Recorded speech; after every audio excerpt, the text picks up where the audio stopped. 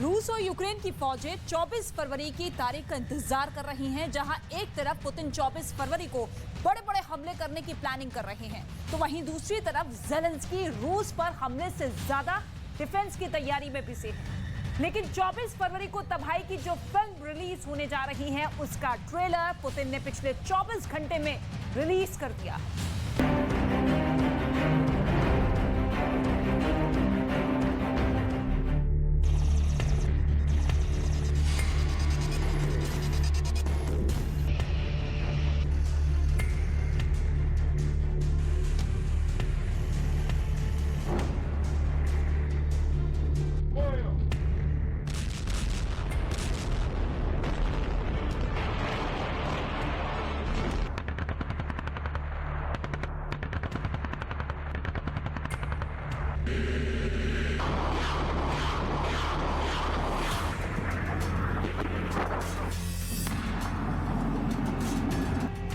लगभग एक साल की जंग ने पुतिन को ऐसा फौलादी लड़ाका बना दिया है, जिसके सामने यूक्रेन, अमेरिका और नाटो के 30 देश पानी मांगने लगे हैं।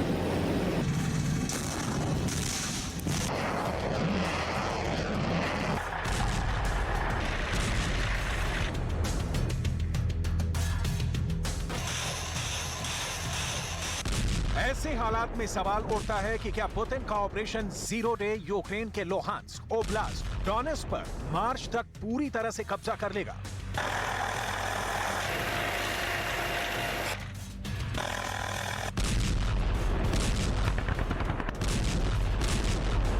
वॉर जोन से आ रही रिपोर्ट्स में यह दावा क्यों किया जा रहा है कि इस वक्त युद्ध इतना भयानक हो चुका है कि जंग के मैदान में एक सैनिक का औसत जीवन काल सिर्फ 4 घंटे बचा है।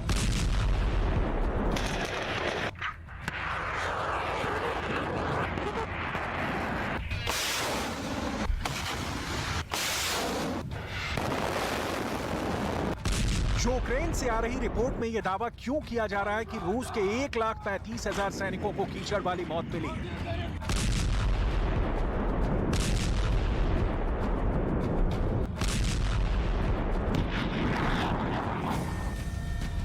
70 साल के पुतिन के जिद और जुनूनी इरादों ने साफ बता दिया है कि जंग अब तभी रुकेगी जब पूर्वी यूक्रेन में रूस का पूरी तरह से कब्जा हो जाएगा। नाटो और पश्चिमी देशों को मिलाकर 50 देश रूस के खिलाफ मोर्चा खोले बैठे हैं, लेकिन अभी तक कहीं से ऐसा संकेत नहीं मिल रहा है कि रूस हार रहा है। यूक्रेन दावा कर रहा है कि उसने रूस के 3,500 से ज्यादा टैंकों को उड़ा दिया है, लेकिन सवाल उठता है तो फिर पुतिन का रूस अगले 10 दिन में यूक्रेन पर अब तक का सबसे भयानक हमला करने कैसे जा रहा है? खुद यूक्रेन के कमांडर और मिनिस्टर ये मानने को मजबूर हो रहे हैं कि पुतिन पूर्वी यूक्रेन पर कब्जा करने के लिए कोई कसर नहीं छोड़ रहे हैं। हम आपको पुतिन के ऑपरेशन जेड डे या जीरो डे असॉल्ट प्लान का वो सीक्रेट बताते हैं, जब मार्च 2023 में रूस का कब्जा पूर्वी यूक्रेन पर हो सकता है।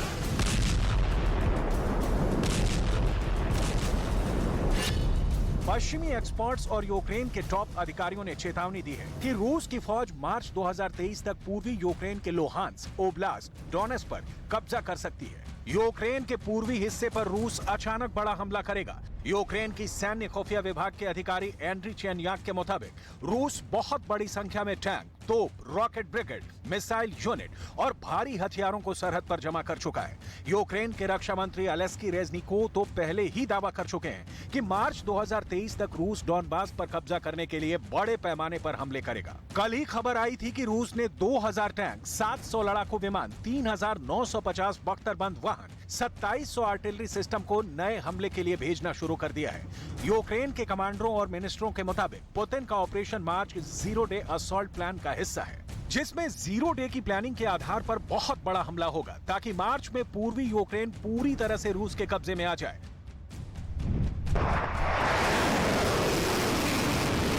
पुतिन के मॉस्को से मौत का तूफान यूक्रेन की तरफ बढ़ चुका है। इधर ज़ेलेंस्की को कागजों पर टैंक मिल रहे हैं, फाइटर जेट देने का भरोसा दिया जा रहा है।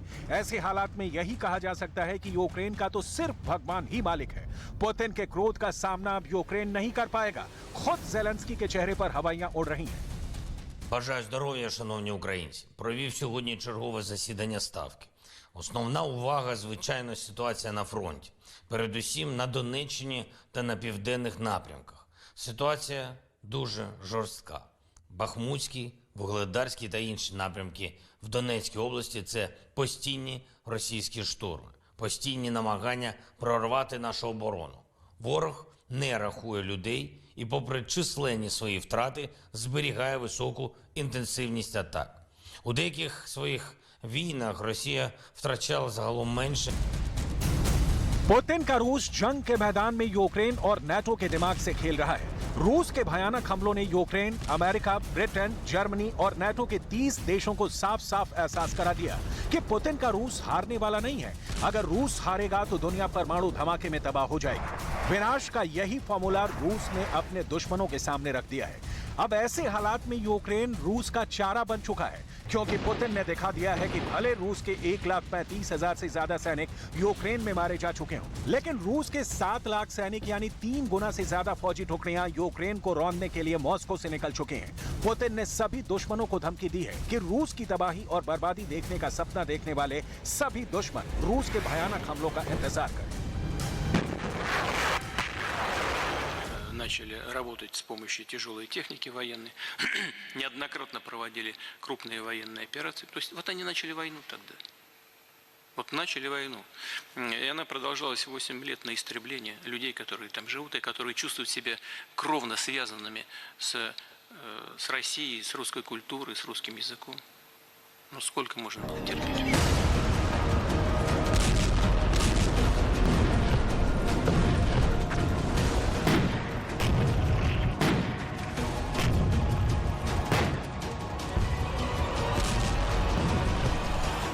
रूस की फौज इस वक्त बेहद शानदार रणनीति यूक्रेन के खिलाफ अपना रही है। यूक्रेन के शहरों, गांव और कस्बों पर रूस की पैदल सेना कब्जा करती जा रही है। सोलेदार के बाद बखमूत के आसपास कई गांव और कस्बों पर रूस का कब्जा हो चुका है। रूस इस वक्त 3 तरह से हमले कर रहा है। पहला हमला घातक मिसाइलों से कर रहा है, जिससे यूक्रेन में तैनात नाटो और पश्चिमी देशों के एयर डिफेंस सिस्टम को चकमा दिया जा रहा है। जबकि दूसरा हमला टैंक, तोप और रॉकेट से रूस की फौज कर रही है।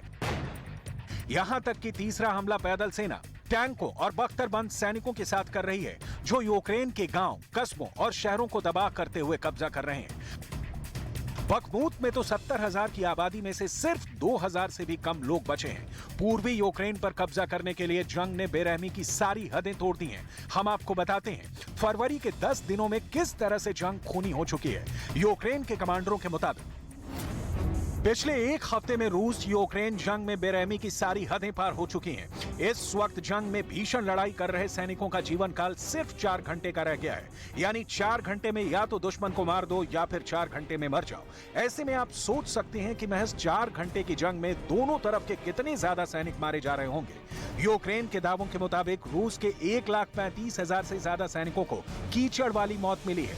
यानी जंग में मारे जाने के बाद रूस के सैनिक घंटों कीचड़ में पड़े रहे। इस वक्त यूक्रेन में पूरे फ्रंट लाइन पर एक दिन में करीब 100 भीषण हमले हुए हैं। यानी 100 मोर्चों पर रूस और यूक्रेन के बीच भयानक जंग हो रही है। बखमूत में तो ये हालात हैं कि वहां महज 30 फीट के इलाके पर कब्जा करने के दौरान एक दिन में 1030 रूसी सैनिक मारे गए। वहीं बखमूत के आसपास यूक्रेन के 20 सैनिक रूस के 200 सैनिकों का मुकाबला कर रहे हैं। इन्हीं हालातों को देखकर कहा जा रहा है कि या तो 4 घंटे में मारो या फिर मरो।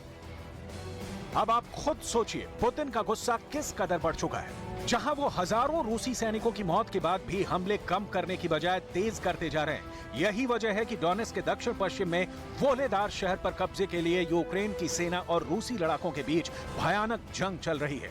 इसके अलावा खेरसोन, ज़ैपोरिज़िया, निप्रोपेट्रोव्स्क और ओब्लास्ट में रूस ने कोहराम मचा रखा है।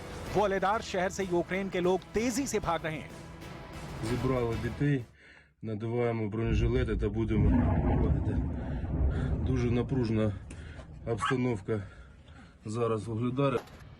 जंग में भले ही रूस के 1,35,000 से ज्यादा सैनिक मारे जा चुके हैं, लेकिन यह सच्चाई है कि रूस की मिसाइलों ने भारी तबाही मचाई है। जबकि रूस की रॉकेट आर्मी ने इतने जबरदस्त हमले किए हैं कि यूक्रेन के 13 शहर रूस के हमलों में शमशान बन चुके हैं। जबकि रूस की टैंक ब्रिगेड एक एक शहर, गांव और कस्बों को तबाह करते हुए आगे बढ़ रही है। रूस के टैंकों ने सबसे ज्यादा नुकसान यूक्रेन को पहुंचाया है। हालात ये हैं कि यूक्रेन के टैंक तबाह होते जा रहे हैं और रूस के टैंक हमले लगातार बढ़ते जा रहे हैं। राष्ट्रपति ज़ेलेंस्की ने तो साफ कहा है कि अगर अमेरिका और नेटो ने तुरंत यूक्रेन को टैंक नहीं दिए तो यूक्रेन बर्बाद हो जाएगा। ज़ेलेंस्की का साफ कहना है कि यह जंग सिर्फ दावों और बातों और हवाबाजी से नहीं जीती जा सकती। नाटो की नौटंकी के बीच पुतिन का रूस अब मार्च 2023 तक पूर्वी यूक्रेन पर कब्जा जरूर कर लेगा, इसका दावा किया जा रहा है। अब देखना होगा कि जर्मनी 14, ब्रिटेन के भी 14 और अमेरिका के भी 31 घातक टैंक रूस के 2000 टैंकों का मुकाबला कैसे करते हैं, क्योंकि अब मॉस्को से मौत का तूफान यूक्रेन पर कहर बरपाने के लिए निकल चुका है। ऑपरेशन मार्च पर पुतिन का Z-Day अब यूक्रेन का क्या हाल करेगा, यह अगले 10 दिन में पता चल जाएगा।